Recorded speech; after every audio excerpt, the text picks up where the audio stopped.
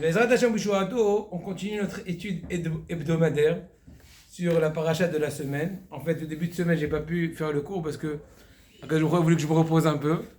Mais maintenant, il n'est jamais trop tard pour mieux faire. Alors, dans la paracha de la semaine, paracha de Mishpatim, il est mentionné la mitzvah, beaucoup de mitzvot. Entre autres, la mitzvah d'emprunter de l'argent à son prochain. Le sujet que je veux dire en un mot, pour ne pas vous rester dans le suspense trop longtemps, mais en fait, il faut développer cette idée de façon profonde, c'est que il faut savoir que celui qui prête de l'argent, il est en train de donner à son prochain ce qui lui revient. Ça en un mot. Maintenant, j'explique un peu plus profondément, bien sûr, parce que si c'est comme ça, tout le monde allait demander demain matin, dire on a écouté le cours, et donc ça y est, ça me revient. Donc là, on va quand même un peu agrémenter l'histoire, l'idée, mais en tout cas, le message doit être clair dans ce que je veux étudier avec vous. Alors, il est marqué dans la paracha, Perek Kavbet Pasuk Kavdalet, Im kesef talvet ami et ani imach, lotielo kenoshe, lotissimon avnesher. Traduction, si, je traduis maintenant de façon littérale, ensuite il faut comprendre un peu plus le fin fond de l'histoire. Si tu prêtes de l'argent à mon peuple, donc à ton ami, à un id, et ani imach, donc il faut emprunter aussi aux pauvres, n'est-ce pas, aux pauvres lui prêter aussi. Lotielo kenoshe, ne te comporte pas envers lui comme une personne qui emprunte. Tu passes devant lui, comme ça on verra un peu plus tard des détails.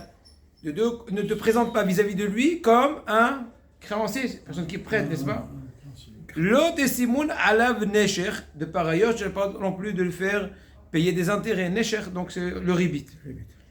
Tzarich lehavin. Ravita, dans son sefer, il pose la question suivante. Plusieurs questions. La première question d'entrée. Tzarich lehavin are matan alva le'ani mitzvah iyuvit kedirtiv ki patoach tifta edadechalo. Il y a un passage dans Devarim, Perek Tetvav, passage Ed, qui te dit qu'il y a une obligation de donner de l'aumône à son prochain. Une personne qui est nécessiteuse, il faut lui donner de la tzedaka. C'est marqué dans le passage, Patoach tifta et yadechalo. Tu vas ouvrir ta main pour la personne qui est nécessiteuse et tu lui donneras, tu combleras son manque.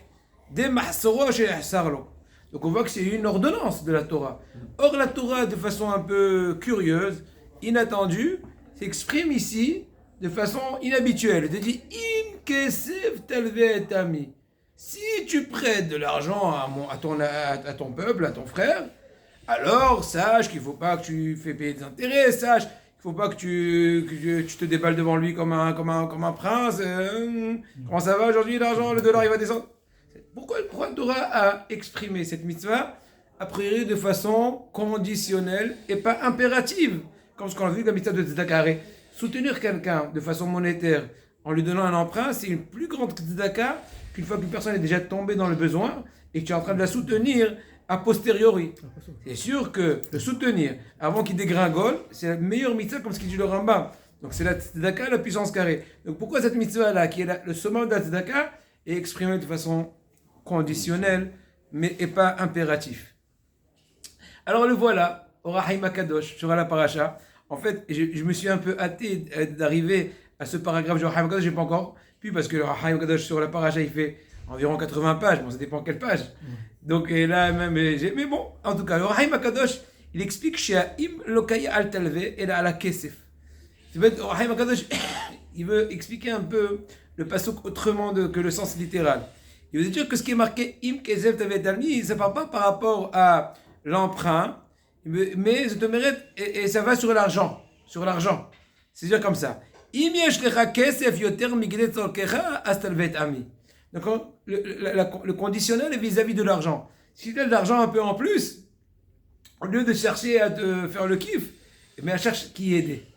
Im kesef, talvet ami. On fait une espèce de virgule. Im kesef, virgule. Si tu as de l'argent, quoi d'argent? Bien sûr, si tu n'as pas d'argent, tu ne vas pas prêter, non. Tu as de l'argent un peu au-dessus de ton besoin, de ton stricte nécessité. Talvet ami, tu le donneras. Il faut donner une personne qui est nécessiteuse, l'aider, la soutenir. Ani, la personne qui est avec toi, il est imar que quoi? Maintenant on va expliquer un peu plus, il dit au Rahim Akadosh. Sache que l'argent qui est en trop, entre guillemets, entre tes mains, n'est pas pour ton utilisation, pour ton usage. Et la shayach l'ani, il est à ton prochain, le pauvre, le nécessiteux, l'indigent, celui qui en manque. Hashem ifkido biadecha. Hashem l'a mis en dépôt entre tes mains. Im kesef, virgule, tu as d'argent en plus. Talvet ami, prête à mon fils, était à ton frère. Était ani imar, l'argent du ani, elle est imar, elle est chez toi. Donc tout ça, c'est la vue du Wahim HaKadosh. Mais là, bon, il est vrai que c'est une action midrashique et pas pshatique. Reconnaissons la vérité. Mais bon, ça n'empêche que le message est clair. D'ailleurs, ce qui répond aussi à la question, pourquoi c'est conditionnel? C'est pas conditionnel par rapport à l'accomplissement de la mitzvah de prêter de l'argent, mais c'est conditionnel. Une fois que tu auras assez pour toi, charité bien ordonnée commence par soi-même, ensuite, la condition viendra que le surplus devient impératif. Donc le im, c'est par rapport à l'argent. Quand tu as un peu de plus que de ta nécessité, il faut quand même donner. Mais la malonatan auto yachar l'ani, la question qui se pose est la suivante. Si Hachem, la parnassa, on va prendre Avraham et Yitzhak. Exemple, n'est-ce pas? Alors si la parnassa de Yitzhak est entre les mains de Avraham, et Akadosh Baruch Hu, il dit à Avraham, sache Avraham, c'est de l'argent en plus, et bien c'est l'argent de Yitzhak, donne-lui, prête-lui. C'est comme ça, pourquoi Hachem ne l'a pas donné directement à Yitzhak, je ne comprends pas. Pour moi, je dois être le caissier, je dois être le banquier. Et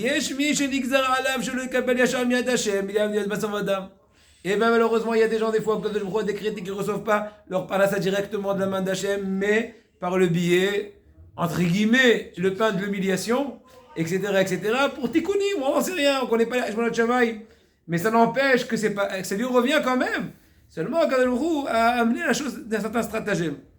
ועל זה אנו מתפללים ונאל תצריכנו השם אלוקינו לא לידי מתות בשר ודם ולא לידי הלוואתם כי אם ידך מלאה ולחבה השם תועה. On dit tous les jours à Birkat Hamazon, Hachem, on te supplie, Hachem notre éternel, de ne pas nous rendre nécessiteux, qu'on n'ait pas besoin ni d'un don d'une personne en gérant en os, ni de leur emprunt, que de ta main qui est grande et riche et ouvert.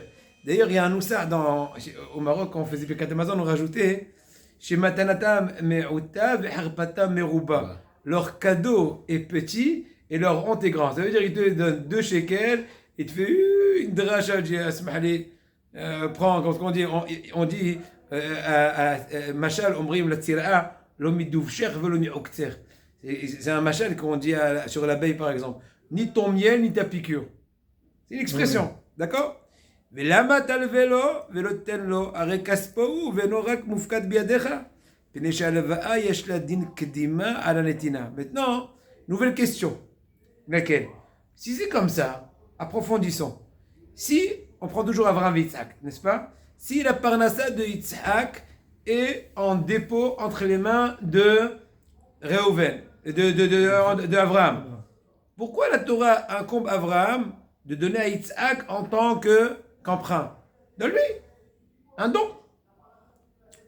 Rendre la parnassa à la personne qui revient. Réponse. Arrêt. Kaspo.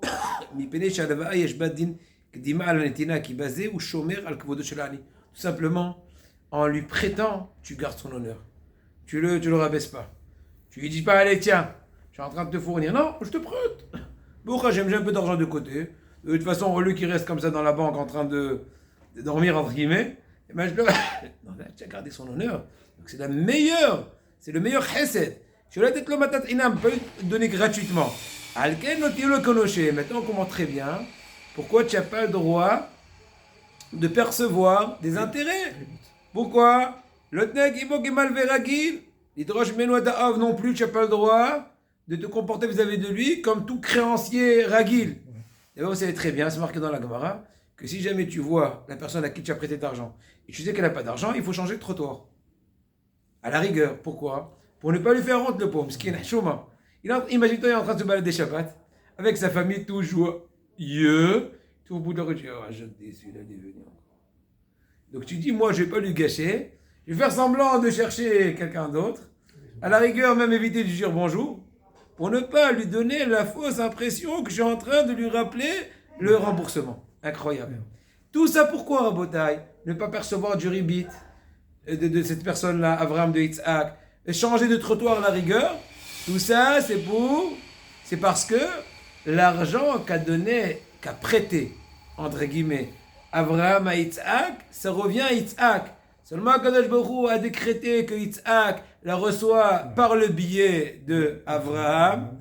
Mais c'est pas pour autant que Abraham doit oublier son rôle qui n'est qu'un banquier, qu'un dépositaire. Donc, chose qui explique, ne perçoit pas de ribit. Et, quoi encore? Pas d'orgueil. Et comporte-toi avec humilité, quand il pourra, il te le donnera. Qui be'etzem kaspo, ve'etera misé omat Gemara, puisque c'est la Gemara dit, mina inoshel avero manev yodea shel shzor avor alfanav. Bon, c'est ce que vient déjà tout de suite l'histoire des trottoirs. Ve'alken omer Rab Shimshon Raphaël Hirsch. Il vient un truc extraordinaire. Be'umot ha'olam mishtamet alove me'ene amalve. Ve'lu be'Israël אומרים למלווה שלא יעבור לפני הלווה ויאסוף ממנו עגמת נפש. כן? ומתה סיבה לו תשימו עליו נשך. Un truc extraordinaire. Il dit à M. Jean Raphaël Hirsch, le comportement entre les goïms et les havdil en Israël, il est inverse. En général, chez un goï, qui se sauve de qui? Celui qui a prêté, il se sauve de celui qui l'a emprunté. Alors que chez les Yid, c'est à l'inverse. Il est à 3 km à la ronde, il voit celui qui a prêté de lui, il se sauve pour ne pas lui causer une gêne. Incroyable. La honte, la chouma. Incroyable. Donc c'est l'inverse des goïms. Pourquoi? Par le même principe, parce que c'est un dépôt qui est entre tes mains, seulement que je crois voulu que sa parnassa vienne de façon plus difficile. Mais toi, ne t'oublie pas que tu es qu'un dépositaire. Allons-y maintenant. Donc on a parlé de Orhaim HaKadosh, on a parlé de Rav Shimshon Raphaël Hirsch, et maintenant le Al-Shir HaKadosh. Rabbi Moshe Al-Shir, qui était à l'époque de Maran, ça fait environ 450 ans à Tzfat. Rabbi Moshe Al-Shir, c'était aussi un talmid, je crois que c'était le Rav de Rabbi Chaim Vital dans le Pshat. Il était aussi un grand Mekoubal. Donc je ne me trompe pas. ובדרך מסביר Al-Shir HaKadosh את הפסוק, ובקוצריכם את קציר ארציכם, לא תכלה פאת שדיך בקוצריך וכקצירך לא תלקט. C'est une paracha qui est dans Chumash Vaikra. Et là-bas, la Torah te dit que quand tu es en train de faire la moisson, n'est-ce pas, de ton champ, en train de moissonner ton champ, l'eau ne reste pas tout le champ. Là, j'ai un petit coin, ça s'appelle la PA. PA en hébreu, ça veut dire le coin. Laisse un coin non moissonné, afin que le pauvre, il vienne prendre sa part. Laisse-le aussi goûter. Puisque c'est là aussi, des fois, quand on fait des bottes, alors il y a des fois des épis qui tombent, ou quelques bottes. Bon, il y a des détails, combien et quand, en avant, à l'arrière. Il se marquait la aniv, la guerre, il faut les abandonner au profit du pauvre, du guerre, celui qui n'a pas beaucoup de moyens. Ani Hashem Lokechem. Vous bedakdek, faites attention à la bataille. Maintenant le dikdouk du Al-Shir HaKadosh dans le pasuk. Au début, le verset s'exprime au pluriel. Il dit, quand vous moissonnerez la moisson de votre terre. Au pluriel. De vos terres. D'accord?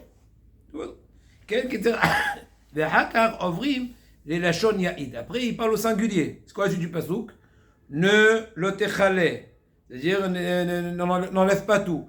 Il ne dit pas n'enlevez pas trop au pluriel. Il parle au singulier. Lo techale kozera, lo telaket, ta azov. Donc tout se devient au singulier. Comment ça se passe? Mais à la fin, comment il finit le pasuk? Ani Hashem Lokechem. C'est moi l'éternel, c'est moi Hashem, votre éternel, pas ton éternel. Ce qui se passe, pluriel, singulier, pluriel. Il explique selon le même stratagème de réflexion de tout à l'heure, la même façon de réfléchir. Que quoi? Qu'on avait avec le Orhaim HaKadosh. Omrim et Baal Hasadeh, la Torah est en train de s'adresser au propriétaire du champ, en train en fait de l'éduquer au niveau Ashkafa. Quoi? Shelo kol hasadeh ou shelo. Le champ n'est pas à toi complètement. Tu n'es pas comme le propriétaire unique sur toute la surface de ton champ. Et là, yeshbo elek shel shutaf. Tu as une espèce d'associé, parenthèse ou sans parenthèse, le pauvre, le nécessiteux. Alken bekutz rechem. Donc, si on puisse dire, c'est pour ça que c'est marqué au pluriel. Quand vous allez, vous deux, au nom de la société des deux, donc toi, c'est toi en l'occurrence qui fait le travail, mais il est ton sous-taf, donc c'est au pluriel. C'est votre propriété qui est en train maintenant de passer l'étape de la moisson. Kutzerechem et kitzeratechem, toi et le Hani, l'otechale. Maintenant, on parle à toi, le Balabait. Toi, ne deviens pas jeu personnel. Tu es en train au singulier, en train d'exterminer tout, de tout raser. Non, pas le bout du terrain, ne le rase pas. Adassof, la chauve chakoshera. T'oublier de dire c'est à moi. J'ai amené les engrais, j'ai acheté, j'ai ceci, rien. Les même chose, on parle au singulier. Les épis qui tombent, on parle au singulier. Ne prends pas tout. Sois pas gourmand. Laisse tomber. Fais ce qui est tombé, ben c'est la parnassa de Dieu Ani, etc. Et donc laisse-les prendre. Et c'est pour ça qu'on finit que Ani Hashem Lokechem, l'éternel de vous deux, comme pour vous dire, tu as en dépôt la parnassa de ceci, le guerre et le Hani, les nécessités. Extraordinaire. Les deux vont ensemble. Voilà. Maintenant, nouvelle, ça c'est le premier malach, première réflexion, comment expliquer l'expression conditionnelle de im kesef. On a posé une question au début de l'étude que je ne comprends pas. Pourquoi la Torah ne t'ordonne pas de façon impérative? Emprunte de l'argent à ton ami nécessiteux, le pauvre. Toi tu kiffes et lui il est comme ça dans le besoin. Non. Si tu as de l'argent, si tu empruntes ton ami. La première explication, on a vu que c'est de l'argent en plus, etc. Il est en dépôt, etc. Deuxième façon d'analyser la chose. עוד אפשר לברך שהאם שהיה אפשר לחשוב שהאיסור להיות לו כנושה, לכן האיסור של ריבית הוא מקפיא, מפני שהכסף שלו מופקד בידיך, לכן אין לך זכות לתבוע ולא להרוויח מן ההלוואה. אבל אם האדם מלווה כסף שהוא צריך לו למשפחתו, ואז אין לו שום חיוב להלוות, אם כן אינו כספו של העני. ואפשר לחשוב שבמקרה זה מותר לו לתבוע ולדרוש, לכן יכול להרוויח על ידי ריבית. אז זה כתבה תורה, אם כסף תלווה את עמי, אפילו כשאין לך חיוב להלוות, והיה מותר לך לסרב, אם הלווית בכל זאת לא תהיה כנושה ולא תשמור על נשך. truc extraordinaire. Je veux dire que l'aspect conditionnel ici dans ce cas-là, c'est une personne, j'ai un peu imagé la chose, mais l'idée est claire. C'est-à-dire que auparavant on a parlé d'une personne qui aurait de l'argent en rab de façon facile. Mais des fois des personnes qui font, comment dirais-je, des économies. Il a moins bien mangé, j'ai pas dit qu'il a fait tikkun shovavim, mais il a moins bien mangé, il s'est un peu plus suffi, il a moins acheté de nouveaux habits. Ça va, on s'arrange, ça roule, pas trop. Donc le fait qu'il s'est un peu, on va dire entre guillemets, étriqué dans ses dépenses, peut-être que cet argent-là qui restait en rab, c'est un argent personnel. C'est au prix de ma privation. Donc un tel argent, c'est ma propriété, c'est pas un dépôt. Peut-être ce genre d'argent, si je le prête à mon ami, donc c'est conditionnel, je ne suis pas obligé de lui prêter. Pourquoi je ne suis pas obligé? Parce que c'était sur le compte de mes efforts. Et même malgré tout, même ce genre d'argent qui est conditionnel, quand la cavote, tu as quand même décidé de lui donner, même si tu aurais pu refuser de lui donner parce que tu n'es pas obligé de faire, comment dirais-je, des efforts pour faire des économies pour lui donner, mais que tu l'as quand même fait, une fois que tu l'as donné, et bien sache qu'Akadosh Baruch Hu a fait en sorte que c'était pour lui. Et donc, même ce genre d'argent, tu ne peux ni demander des intérêts, ni te comporter vis-à-vis de la personne qui a prêté de toi comme un patron, etc. Extraordinaire. Donc, c'est deuxième approche, explication de la chose. Maintenant, avançons. Un truc incroyable. Écoutez bien, Rabotai, attachez vos ceintures, on va s'envoler. Rashi, il ramène la dracha de nos sages. Rabbi Shmuel Omer, Kol im ve'im shebatora reshut, chaque fois que la Torah s'exprime avec le langage de im, c'est conditionnel. Conditionnel comme ça s'entend. Par contre, il y a trois exceptions qui confirment la règle, que là-bas le im est impératif. Bien qu'il est exprimé a priori de façon conditionnelle, si, ceci, cela, là c'est quand même impératif. Hashnaim, un, deux, c'est celui qu'on voit dans la paracha. Bien que la Torah s'exprime a priori de façon conditionnelle, mais en fait c'est impératif. Deux autres exceptions, lesquelles la paracha précédente, pas si loin, qui nous dit, à la fin de paracha Titro, à la pasouk le pasouk là-bas te raconte que si tu veux construire un hôtel, alors là-bas Torah dit pas tu dois construire un hôtel, korbanot et tout. Et il dit si tu construis un hôtel, bien que c'est impératif, là aussi une exception, bien que c'est im, c'est hova. Gamze hova lechalivot bizbiah. Vechen im takriv min ad bikurecha.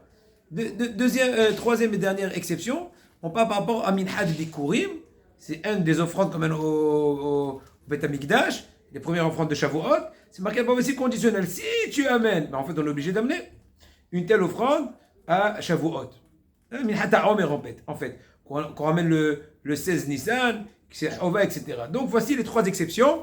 Je répète, aussi bien celle de la halva'a, de l'emprunt, celle de construire un hôtel et celle d'amener le fameux korban, entre autres du Omer. Alors la question qui se pose est la suivante. Bon, merci Rachi pour les exceptions, merci Rabbi Shmuel pour l'enseignement. J'accepte. Question, il faut quand même comprendre. Est-ce qu'on peut comprendre que ces exceptions-là, ils sont par hasard ou bien il y a un message profond? C'est pas juste un hasard que ces trois exceptions, exactement dans ces trois cas, comment dirais-je, exceptionnels, il y a eu une locution conditionnelle. Alors extraordinaire. Allez, qui vient maintenant? On a vu Orahaim Akadosh, on a vu Rabbi Shimshon Raphaël Hirsch, on a vu le Hachir Akadosh, et maintenant il va venir le Maharal de Prague. On y va. Le Maharal de Prague, dans Gur Aryeh, il explique il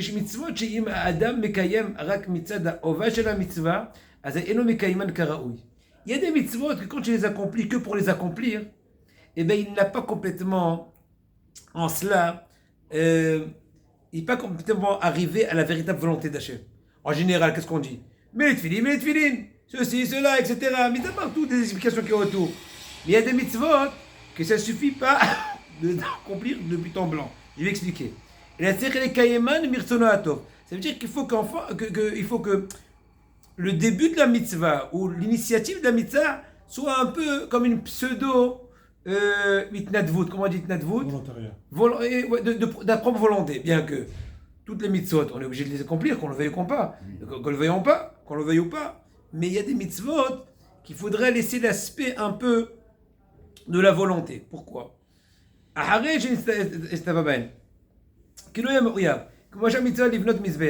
Maintenant, voici des exemples. Les trois exceptions tout à l'heure. Comme par exemple la mitzvah de construire un hôtel. C'est vrai que dans tous les cas, on ne demande pas ton avis, tu es ordonné, accompli. Tu es le serviteur d'Hachem. C'est vrai. Mais s'il fait ça, s'il fait ça que juste pour accomplir son obligation de construire un hôtel, pour faire le korbanot, Gzerat Meler, décret du roi, זה לא עבודת השם, אלא צריך לקיים את המצווה מרצונו הטוב. Il faut éveiller en la personne la volonté de vouloir servir Hachem. Donc s'il fait ça de façon, comment dirais-je, dictée, machinale, dictée, eh ben le but en fait de l'autel, c'est de faire un sacrifice. Le but de sacrifice, c'est de s'approcher d'Hachem. Donc si on n'essaye pas au préalable d'éveiller en l'homme la volonté un peu personnelle, bien qu'il est ordonné, mais essayez d'éveiller quand même que l'accomplissement de cet ordre-là, ce précepte-là, il est mélangé avec la bonne volonté. Voilà, Shem Shamaï, mais plus que cela, il veut vraiment, et bien il va faire sa machine à Dieu. On égorge une vache, on égorge un mouton. Il est déconnecté.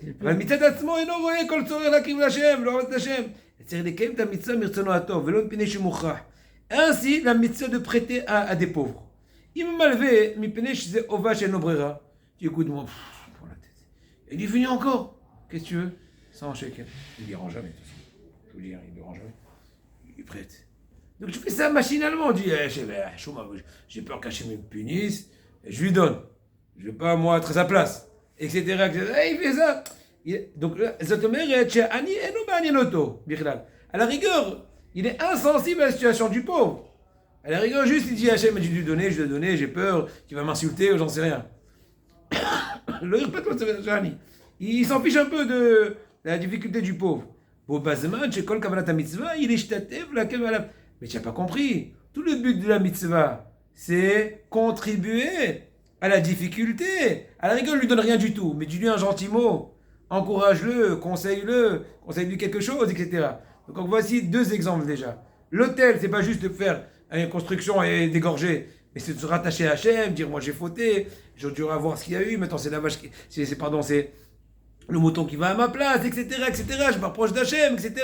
Donc pour ça qu'il faut laisser aussi l'aspect, on va dire, de volonté. Ainsi aussi par rapport à prêter un nécessiteux, prêter de l'argent à une personne qui est en difficulté. C'est pour ça qu'il devient un truc incroyable, le Maharal de Prague. Que c'est pour ça que la Torah, de façon exceptionnelle, s'est exprimée dans ces trois exceptions de façon conditionnelle. Si tu veux, prête. En fait, tu es obligé de prêter. Mais comporte-toi comme si que tu as fait ça de ta propre volonté. Ça veut dire, mets ton cœur. De même qu'une chose que tu fais de ta propre volonté, tu mets tout ton cœur. Eh bien, je te conseille de te travailler dans ces mitzvot spécifiquement, de ne pas les accomplir de but en blanc, parce que tu gâcherais l'essentiel, le but voulu à atteindre dans ce cas-là. Donc, aussi bien faire un sacrifice, construire un hôtel, aussi bien prêter à son prochain. On n'a pas encore fini. À Torah, Kotvet Veshon Im, Geilou. La troisième mitzvah, c'est du korban du Homer. Prends la main le Homer, c'est la première récolte, n'est-ce pas, de la nouvelle année agricole. Donc on veut exprimer en cela le remerciement à Hachem. Hachem, je ne coûte rien. Le premier vendange, première récolte, ça va à toi, Kadosh Baruch Hu. Alken lifnei sheto amim ladvu adasha modim l'Hashem azadam. Donc là aussi, si le but du sacrifice dit du Homer, c'est l'expression de ma reconnaissance pour toutes tes bontés, pour toute la magie agricole, eh bien il faut aussi mettre en évidence l'aspect volontaire, bien que tu es obligé d'amener cette offrande-là, mais fais comme si tu n'étais pas obligé. Comporte-toi, en fait tu es obligé, dans tous les cas on ne demande pas ton avis, mais comporte-toi comme si tu as fait ça de ta propre volonté. En d'autres mots, exprime en cela ta reconnaissance. Or, une personne qui ne travaille pas pour exprimer en cela sa reconnaissance, qui amène ça de façon machinale, allez, 2 kilos, j'en sais rien, j'amène encore bam, il a gâché tout le but. Le but n'a pas été atteint. C'est pas juste d'accomplir de façon machinale, c'est d'exprimer sa reconnaissance vis-à-vis d'un Kadosh Baruch Hu. Extraordinaire. Maintenant, surtout s'il a hein, c'est extraordinaire, on n'est pas encore fini. S'il a arrosé avec du lait. Ah voilà. Ce matin, on a déjà un truc extraordinaire. Tu étais là? Tu étais là ce matin? Oui. Je vais rappeler un truc pour lui aussi. Non, oui, tu voulais quelque chose? Oui. Non, mais à part ces 3 cas, où la condition est transformée dans sarir, on est obligé. D'accord. Mais pour les autres choses aussi, pour les autres... Pour toute la Torah, c'est vrai. Mais là, c'est plus critique. Parce que l'essence de l'accomplissement de ces 3 points, c'est pour exprimer soit la soumission à Hachem avec le Korban, soit la reconnaissance à Hachem avec le Homer, soit soutenir son ami dans sa difficulté, c'est l'emprunt. Ça, c'est des exceptions qui ne sont pas très retrouvées dans les autres mitzvot de la Torah, apparemment, selon l'explication du Maharal de Prague. Vous avez compris? D'accord. Maintenant, un truc extraordinaire. Ouais, bon, je voulais dire tout à l'heure, parce que ce matin, on a dit ça dans le shiur. Non, en fin de shiur, c'est pas bien, très bien passé. J'ai dit un truc extraordinaire. Le Gaon de Vilna, à Shalom, on va continuer, hein, il y a une suite. On fait une entracte, vous savez, c'est une entracte. Voilà, on fera un petit réglise, une petite pause. Pour nous, les pauses, c'est un autre Torah. Bon, en tout cas, on sait très bien que le Gaon de Vilna, qui était une sommité, c'est incroyable sa grandeur, c'est sûr. Mais en tout cas, le Gaon de Vilna dit un truc extraordinaire. Et sa tête bouillait de Torah, bien sûr. Il vibrait la Torah. Les anges tapaient à sa porte pour lui raconter des secrets de la Torah. Et il refusait. Comme ça, Rabbi Chaim de Vologine, dans l'Agdama de Sifra de Tzneouta, il raconte sur son maître. Il dit non, je vais atteindre les choses par mes propres moyens. Si Hachem il veut, je fais ce que je peux, Hachem m'aidera, je veux pas de cadeau. Donc quand il allait aux toilettes, il est obligé d'étudier des livres de sciences pour canaliser, ou plutôt catalyser ses idées. Autrement, ses pensées allaient directement à la Torah. Et c'est interdit aux toilettes, bien sûr. Vous savez, une fois, on a vu Rabbi Ben Abba Shaul qui s'approchait du toilette, il s'éloignait. Il se rapproche, il comprend ce qu'il y a. Ils lui ont posé la question, il leur a dit, chaque fois que je m'approche, il y a une idée de Torah qui vient. Donc je m'éloigne pour essayer de le faire échapper. Je reviens, ça revient. Oh là là, c'est comme une une mouche. Incroyable. Mais en tout cas, donc une fois, il est en train de lire un livre de science, et il a vu un truc incroyable. Il a dit que selon un certain avis scientifique, si on cuit du lait avec de la viande, chose qui est interdite, même si on ne le mange pas, n'est-ce pas, par la semaine, et ben le lait avec lequel, si avec ce lait-là on arrose un arbre fruitier, les fruits vont être tellement bons. Il dit le gars, du gars de Vilna, sur place quand il a lu ça, il a fait un lien. Il a dit quoi? Il a dit, maintenant je comprends très bien la juxtaposition dans la Torah, que tout de suite après c'est marqué la mitzvah d'amener des bikurim, d'amener des prémices, et l'interdiction de Bas Alav, ils sont juxtaposés dans la Torah. Que le rapport entre amener des prémices au Beth Amikdash et l'interdiction de manger de Basar Alav. Il dit, putain, je comprends très bien que même si ton intention c'est d'amener des beaux prémices, et donc pour cet effet, tu voudrais cuire du lait avec de la viande pour amener un meilleur produit, non. Et quand il vient, il dit, juste, ouais, je suis aux toilettes. Et depuis ce jour-là, même les livres de science, je ne dis pas aux toilettes. Incroyable, hein. Bon, mais c'est pas grave. Même dans le livre de science, ça l'a fait basculer dans la Torah. Voilà. Ça l'a fait basculer dans la Torah. Donc elle n'est pas sortie, Voilà. on n'est pas sorti de la Torah. Voilà. Voilà, tu n'arrives pas à Voilà, c'est voilà, c'est ça. Maintenant, écoutez bien ce qu'il dit. Ravita, Hachem le bénisse. Il dit, maintenant on comprend la suite du sujet. Dans la suite de la paracha, c'est marqué Im avol ta'abol salamat elecha adbo hashemesh teshivenolo. C'est-à-dire que tu prends un gage. Une personne, tu as prêté de l'argent, l'échéance est venue, tu lui dis, tiens pas, tu prends un gage pour un peu commencer à le faire bouger, à rembourser. Im lo shilem bizman ve'ataba beshot bedin. Bon, il y a beaucoup de détails, comment tu fais, etc. Maintenant, rentrons dans le détail. Tu vas avec l'autorisation du bedin, tu prends un mashkon, donc tu prends un gage. ואז המשכון הוא כסות יום, אתה חייב להחזירו בכל יום, ואם כסות לא ילה, תחזירו בכל ערב. N'est-ce pas? Imaginons, si le gage que tu as pris, c'est un pyjama, tu peux le prendre que pendant la journée, pour lui faire un peu de pression, entre guillemets. Le soir, il faut qu'il dorme, il ne va pas dormir avec sa chemise, tu lui ramènes le pyjama. Et bien, demain matin, une fois qu'il a fini d'utiliser le pyjama, tu le reprends le matin, et vice-versa, à l'inverse aussi. Si c'est le costume, tu lui prends en soirée, au lieu qu'il soit dans sa penderie, et tu le ramènes le lendemain pour aller au travail, à la tefila. Bon, maintenant, Rabotai, ça a l'air entre nous ridicule. Si tout le but de prendre un gage, c'est de mettre le collimateur sur la personne et commence à organiser un remboursement, mais au moment critique où il va sentir le manque du pyjama, tu dis heck. Au moment critique où il va sentir le manque du costume, tu dis prends. Quand est-ce que tu es en train de prendre ton costume? Que en soirée. Quand il n'en a pas besoin. Comment tu comprends la chose là? Ça a l'air un stratagème un peu ridicule, n'est-ce pas? Réponse Rabotai. Réponse elle est très simple. Parce que en fait, quand on prend, en fait, ça c'est très profond. Quand je prends un gage de mon prochain qui n'a pas encore réussi à rembourser, mon but c'est pas de le. Faites attention. Mon but ce n'est pas en fait le fin fond de le presser à rembourser. C'est sûr s'il peut, tant mieux. Parce qu'en fin de compte, c'était un emprunt. N'est-ce pas? Je veux garder.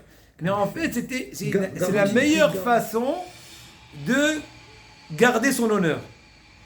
Lui donner une fausse sensation qu'il a commencé à rembourser. Mais maintenant, pas au prix de lui faire vraiment du mal. Vraiment, quand il a besoin, le soir de son pyjama, tu lui le rends. Parce que le pauvre, en fin de compte, n'oublions pas le début de l'étude, que l'argent que tu as prêté, c'était à lui. Seulement Hachem a fait que le pauvre, il a eu la chouma de te demander un emprunt. Maintenant, toi, c'est pour ça que, primo, tu ne peux pas te comporter comme un nocher, passer devant lui avec la tête haute, ne pas percevoir des intérêts. Mais encore, même quand au moins l'échéance vient de venir, tu vas pas lui prendre l'objet en tant que gage pour le presser à payer, mais pour garder son honneur, voilà, tu as commencé à rembourser. Mais maintenant, pas au prix de lui faire du mal. Parce que si ça lui fait du mal, tu as perdu tout le stratagème. Tu as raté ton coup, tout ton but. C'est juste donner une bonne sensation.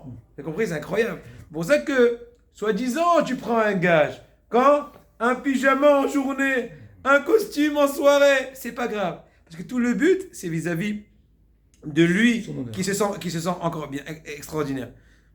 Maintenant, regardez bien. Mais Midrash Rabbah, et le Midrash Rabbah,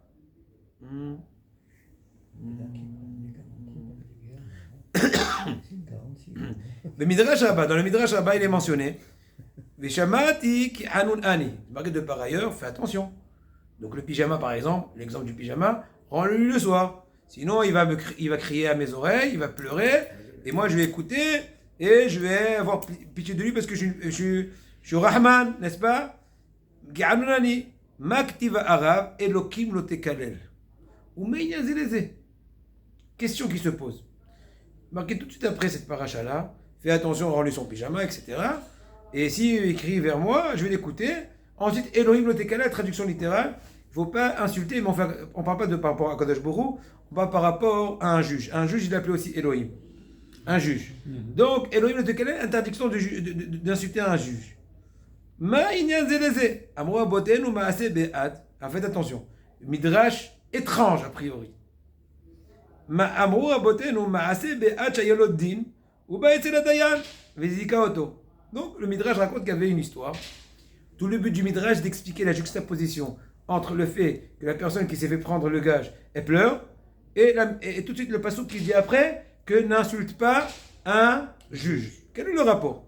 Alors le Midrash dit, il veut t'expliquer le rapport. Voilà qu'il y avait une histoire, que quelqu'un il avait donc un compromis avec un ami à lui, ils sont venus chez le Dayan. Et le Dayan, zika oto, il a donné gain de cause. D'accord? Il a donné gain de cause, imaginons à Reuven contre Shimon. Par exemple, Amaroto Shiata Zakai, Polonia Shofet En Kamot Baolam. Reuven est sorti, il a dit, ce juge-là, rabbinique, pourvu que tout le monde soit comme lui. Ben oui. Il t'a donné gain de cause. Ok. Ahare Yamim, non, je rigole. Ahare Yamim, Ayalodin ou Baetzlo Ve'ivo. Quelques temps plus tard, 2-3 jours plus tard, il y avait une nouvelle séance. Et là, cette fois-ci, comme ce qu'on dit, c'est pas tous les jours pour lui. Là, c'était à son dépourvu, de Reuven. Il n'y a pas de Dayan plus sot que lui, de juge rabbinique plus sot que lui avec un T, n'est-ce pas? Amroulo, etmol aya meshuba, vayom shoté, je comprends pas. Hier ou avant-hier, tu as dit que c'était le haut de gamme ce Dayan. Maintenant, tu l'as rendu directement de bas. Tu as rendu un sot. La reine Izira Katoub Elohim lo tekalel. Pour ça, il dit le Midrash, il dit ce pasouk. N'insulte pas un Dayan. C'est la vie, Neta Midrashi. Je comprends pas. En quoi ça répond?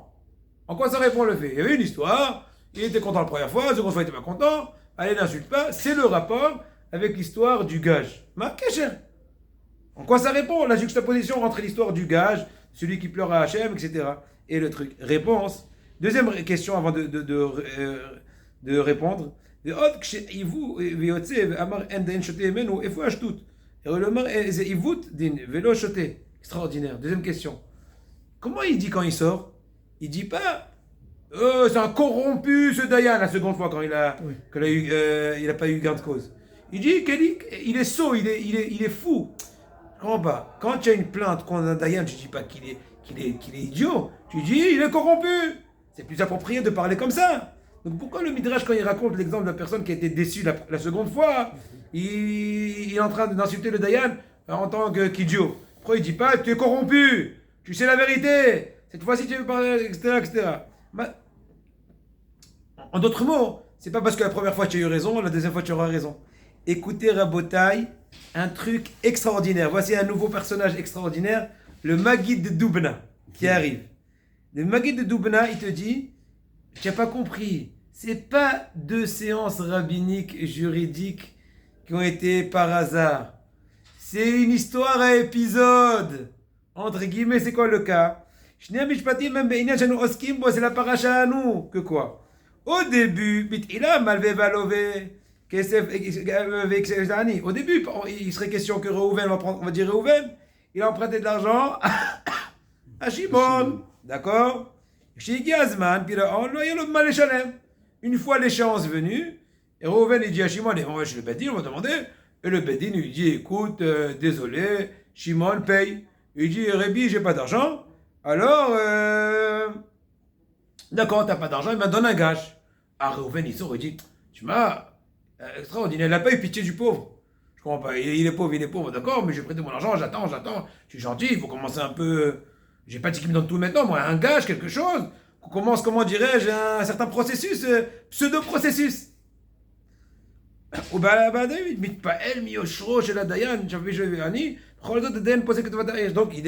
comprend très bien ce que le Midrash raconte, qu'il est émerveillé, Reuven, il dit, quel Dayan, il n'est pas corrompu, il n'est pas impressionné, ni intimidé, ni penchant à cause de la nécessité, du nécessiteux, quoi. Alken, Ashir Beteto, Merploni, Ashopet, El Kamou Baolam. Aval, les Mahorat, le lendemain. Écoutez là si vous allez comprendre. Les Mahorat Ba'ani, ou la nuit, peu importe. Pleurer, il dit, je veux mon gage. Je dis pourquoi? Pichama. J'ai pas de pichama. Je dois dormir. D'accord, donc on va faire une nouvelle séance. Rappelez Reuven. Vous avez son numéro? Oui, appelez-le. Les ramène. Daniel m'a dit que cette fois-ci, le Hani, désolé, Reuven, cette fois-ci. Shimon, vous avez raison, rendez-lui le pyjama. Alors là, comment s'appelle-t-il les Reuven? Il sort de ses gonds. Je comprends plus. C'est de la sottise. C'est pas de la corruption, c'est de la sottise. Tu te contredis. Auparavant, tu as dit, ça me revient le remboursement. Et je t'ai même glorifié. Tu n'as pas été intimidé par la pauvreté de Shimon. Maintenant, tu deviens sensible. Le pyjama, le pauvre, comment il va dormir? Il va avoir une nuit blanche ou une nuit grise? Rends-lui. Donc, quand il se plaint, qu'est-ce qu'il dit? Il dit pas que c'est de la corruption. Il dit c'est de la sottise. Tu te contredis. Est-ce que c'est moi le propriétaire de l'argent ou c'est pas moi le propriétaire de l'argent? Qui est redevable à qui? Moi, lui à moi? J'arrête, moi la machine. Quand t'arrêtes de machkan. Pourquoi? Parce que lui, il a compris. Reuven, que tout le but du gage, c'est quoi?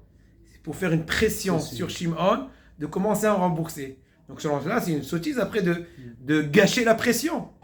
Puisque le but du pyjama, c'est de lui faire de la pression, qui commence à organiser un remboursement. Et maintenant, tu gâches tout le but. Donc le pyjama en journée, c'est rien du tout.